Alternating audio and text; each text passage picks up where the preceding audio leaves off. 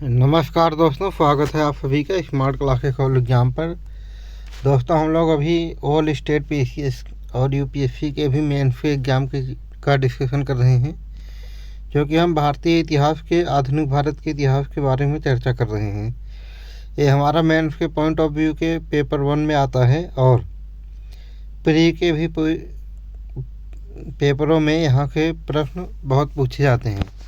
तो आइए, आज का जो टॉपिक है हमारा बंगाल में अंग्रेजी प्रभुत्व, इसको स्टार्ट करते हैं। 1717 ईस्वी में मुर्शिद कुली खां का सूबेदार या नवाब बना।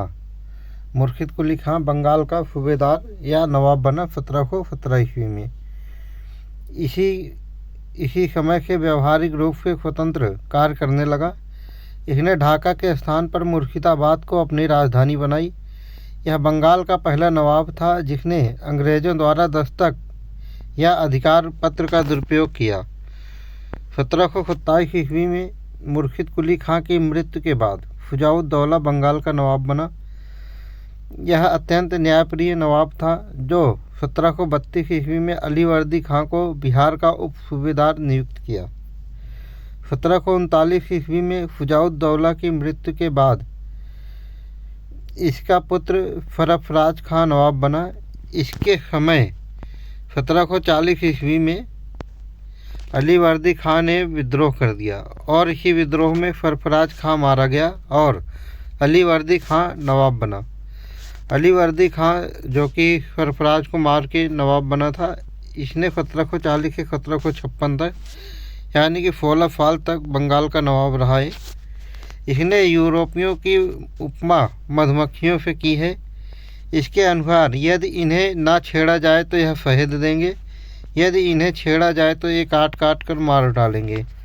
ये प्री में बहुत ज़्यादा प्रश्न पूछा जाता है यहाँ पे कि अगर अंग्रेज़ों को ना छेड़ा जाए तो यह शहद देंगे और छेड़ा जाए तो यह काट काट कर मार डालेंगे। ये कथन किसका है? तो 4 विकल्प दिए रहेंगे, उसमें से आपका आंसर अली वर्दी खां रहेगा। अली वर्दी खां के कोई पुत्र न होने के कारण इसने अपनी सबसे छोटी पुत्री के पुत्र शुजाउद्दौला को अपना उत्तराधिकारी नियुक्त किया। सिराजुद्दौला का कार्यकाल 1756 से 1757 ईस्वी तक ही था। ज़्यादा दिन तक नवाब नहीं बन पाए क्योंकि इनको अपनी मौसी घसीटी बेगम से और अपने मौसा, जो इनके दूसरे मौसा थे, उनके भी इनको संघर्ष करना पड़ा था। और 1757 ईस्वी में अंग्रेज़ों की चाल के शिकार हो गए थे। अंग्रेज़ों ने इनके जो सेनापति थे मीर जाफ़र को अपनी तरफ मिला के इनके षड्यंत्र के द्वारा सिराजुद्दौला को मरवा दिया था।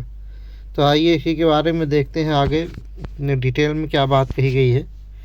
सिराजुद्दौला का अंग्रेज़ों के साथ संबंध बिगड़ गए क्योंकि अंग्रेज़ों ने नवाब के शत्रुओं को शरण दे रखी थी और नवाब के मना करने के बावजूद भी बस्तियों का दुर्गीकरण कर रहे थे। यानी कि नवाब यानी कि सिराजुद्दौला, इन्होंने मना किया था अंग्रेज़ों को कि मेरे शत्रुओं को शरण मत दो, तो उन्होंने शरण दे रखी थी और ये मना कर रहे थे कि भाई इधर बस्तियों में दुर्ग मत बनाओ, लेकिन वो फिर भी बना रहे थे। इसी के कारण सिराजुद्दौला रुष्ट यानी कि नाराज़ हो गए और 15 जून 1756 ईस्वी को नवाब यानी सिराजुद्दौला ने कलकत्ता स्थित फोर्ट विलियम पर आक्रमण कर दिया। 5 दिनों के युद्ध के बाद 20 जून 1756 ईस्वी को फोर्ट विलियम पर अधिकार कर लिया और अंग्रेज भागकर फुल्टा नामक द्वीप पर शरण ले लिए। द्वीप या टापू, कुछ भी कह दो। तो ये प्रश्न पूछेंगे, भाई 20 जून 1756 को जब सिराजुद्दौला ने फोर्ट विलियम पर अटैक करके अधिकार कर लिया तो अंग्रेज भागकर कहाँ छुपे हुए? तो इसका आंसर हो जाएगा फुल्टा नामक द्वीप पर। काल कोठरी की घटना है 20 जून 1756 ईस्वी की। इस घटना का उल्लेख एक अंग्रेज अधिकारी होलवेल ने किया है। होलवेल के अनुसार 20 जून की रात्रि को नवाब यानी सिराजुद्दौला ने 146 अंग्रेज बंदियों को एक कोठरी में बंद कर दिया। इसमें दूसरे दिन 123 अंग्रेज़ों की मृत्यु हो गई और होलवेल सहित 23 अंग्रेज जीवित रहे। संभवतः यह होलवेल की मनगढ़ंत कहानी है, क्योंकि इसकी पुष्टि अन्य स्रोतों से नहीं है। अब इसके बाद हम चर्चा करेंगे प्लासी के युद्ध के बारे में, जो कि 23 जून 1757 ईस्वी को हुआ था। प्लासी भागीरथी नदी के तट पर स्थित है। यह युद्ध क्लाइव के नेतृत्व वाली एक छोटी सी अंग्रेजी सेना और नवाब सिराजुद्दौला की 50,000 सेना के साथ हुआ था। युद्ध प्रारंभ होते ही मीर जाफर अपनी सेना लेकर अलग हो गया। अंततः यह युद्ध नवाब सिराजुद्दौला पराजित होकर मुर्शिदाबाद भाग गए, लेकिन नवाब को मुर्शिदाबाद में पकड़कर वध कर दिया गया। इसके बाद मीर जाफर बंगाल का नवाब बना और क्लाइव को व्यक्तिगत रूप से बहुत धन मिला। इस तरह प्लासी के युद्ध ने भारत में अंग्रेजी प्रभुसत्ता की नींव डाली। कंपनी को 24 परगना जिले की दीवानी प्राप्त हुई।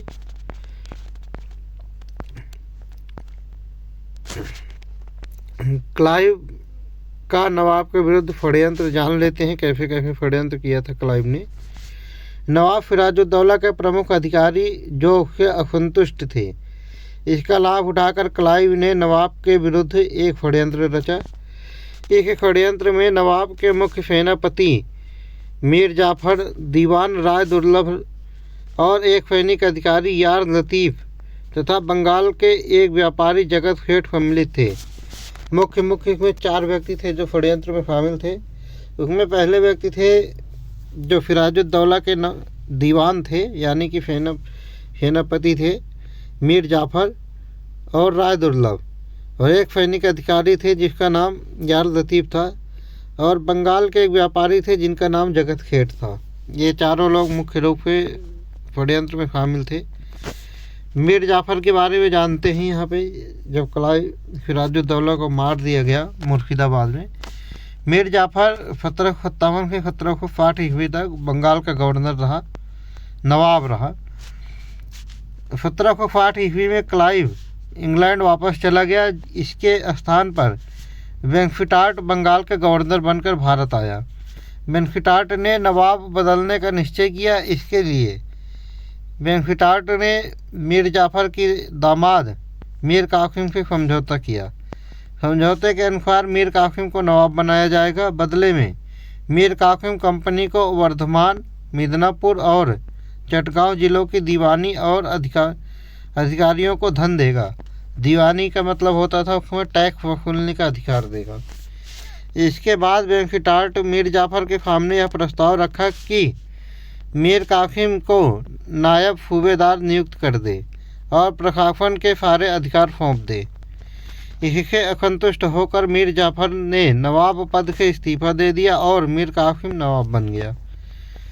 मीर कासिम का कार्यकाल 1760 से 1763 ईस्वी तक था, यानी कि हम देख रहे हैं यहाँ पर 3 साल ही ये लोग राज कर पा रहे हैं नवाब के तौर पर। मीर कासिम ने मुर्शिदाबाद के स्थान पर मुंगेर को अपनी राजधानी बनाई। इसने मुंगेर में तोपखाना एवं बंदूक निर्माण करने का कारखाना स्थापित किया। मीर कासिम ने अपनी सेना को यूरोपीय ढंग से प्रशिक्षित करने के लिए एक जर्मन अधिकारी को नियुक्त किया। उस जर्मन अधिकारी का नाम था वाल्टर रीनहार्ड, और या उसको फमरू ही कहते थे। 1763 ईस्वी में मीर कासिम ने संपूर्ण बंगाल को व्यापार करके मुक्त कर दिया। इस घटना से अंग्रेज आग बबूला हो गए और अंग्रेज़ों ने मीर जाफर को पुनः नवाब घोषित कर मीर कासिम के विरुद्ध युद्ध छेड़ दिया। 1765 ईस्वी में क्लाइव पुनः भारत आया और इसने बंगाल के नवाब, मुगल सम्राट व अवध के नवाब से अलग अलग संधियाँ की। सर्वप्रथम क्लाइव ने बंगाल के नवाब नजीमुद्दौला से संधि की, या नजमुद्दौला भी कह दो। संधि के अनुसार प्रशासन का सारा अधिकार कंपनी के हाथों में होगा। नवाब को प्रतिवर्ष 53 लाख रुपए सालाना कंपनी देगी। इस प्रकार कंपनी में द्वैध शासन लागू हो गया। यानी कि अब हो गया कि नजीमुद्दौला को कंपनी 53 लाख रुपए सालाना पेंशन के तौर पर देगी और पूरा बंगाल का पूरा प्रशासन अपने हाथों में कंपनी रखेगी। और द्वैत शासन लागू कर दिया। बक्सर का युद्ध जानेंगे यहाँ पर, जो 23 अक्टूबर 1764 ईस्वी को हुआ था। मीर कासिम अंग्रेज़ों से परास्त होकर फुजाउद्दौला के पास पहुँचा। इस समय वहाँ मुग़ल सम्राट शाह आलम द्वितीय भी उपस्थित थे। इन तीनों ने अंग्रेज़ों के विरुद्ध संयुक्त मोर्चे का निर्माण किया और तीनों अपनी सेना लेकर बक्सर पहुँचे और अंग्रेज़ों से युद्ध किया। अंग्रेजी सेना का नेतृत्व हेक्टर मुनरो ने किया। इस युद्ध में संयुक्त मोर्चे की शक्तियाँ पराजित हुई और मीर कासिम युद्ध भूमि से भाग गया, जबकि शुजाउद्दौला और शाह आलम द्वितीय ने आत्मसमर्पण कर दिया। इलाहाबाद की प्रथम संधि है 12 अगस्त 1765 ईस्वी को। इलाहाबाद की प्रथम संधि मुग़ल सम्राट शाह आलम द्वितीय से हुई। इस संधि की मुख्य शर्तें थी, जो इलाहाबाद की पहली संधि थी 12 अगस्त 1765 को शाह आलम द्वितीय के साथ। इसकी शर्तें जान लेते हैं। पहली शर्त थी, कंपनी अवध के नवाब से इलाहाबाद एवं कड़ा नाम के 2 जिले लेकर मुग़ल सम्राट को देंगे। दूसरा है, कंपनी मुग़ल सम्राट शाह आलम द्वितीय को 26 लाख रुपए पेंशन के रूप में देगी। मुग़ल सम्राट बंगाल, बिहार और उड़ीसा की दीवानी कंपनी को प्रदान करेंगे। और इलाहाबाद की दूसरी संधि 16 अगस्त 1756 ईस्वी को हुई। यह संधि अवध के नवाब फुजाउद्दौला से हुई। इस संधि की मुख्य शर्तें थी, जो दूसरी संधि 16 अगस्त 1765 की थी। पहला था, कंपनी अवध के नवाब से इलाहाबाद एवं कड़ा ये दोनों जिले लेकर मुग़ल सम्राट को दे देंगे। और दूसरी शर्त थी, अवध के नवाब पर हर्जाने के रूप में 50 लाख रुपए एवं चुनार का किला कंपनी प्राप्त करेगी। यानी कि अवध के नवाब जो शुजाउद्दौला थे, ये कंपनी को 50 लाख रुपए जुर्माना देंगे जो इन्होंने युद्ध किया था, और चुनार का किला भी कंपनी को दे देंगे। कंपनी को अवध में कर मुक्त व्यापार करने का अधिकार भी होगा। अवध की सुरक्षा के लिए अवध में एक अंग्रेजी सेना रखी जाएगी, जिसका खर्च अवध के नवाब को देना पड़ेगा। 1765 ईस्वी से 1772 ईस्वी तक बंगाल में द्वैत शासन चलता रहा। 1772 ईस्वी में वारेन हेस्टिंग्स जब बंगाल का गवर्नर बनकर आया, तो इसने द्वैत शासन को समाप्त कर दिया और कंपनी का शासन स्थापित कर दिया। तो दोस्तों, आज का डिस्कशन हम यहीं पे समाप्त करेंगे। कल फिर मिलेंगे इसी चैनल पर नेक्स्ट वीडियो के साथ। तब तक के लिए जय हिंद।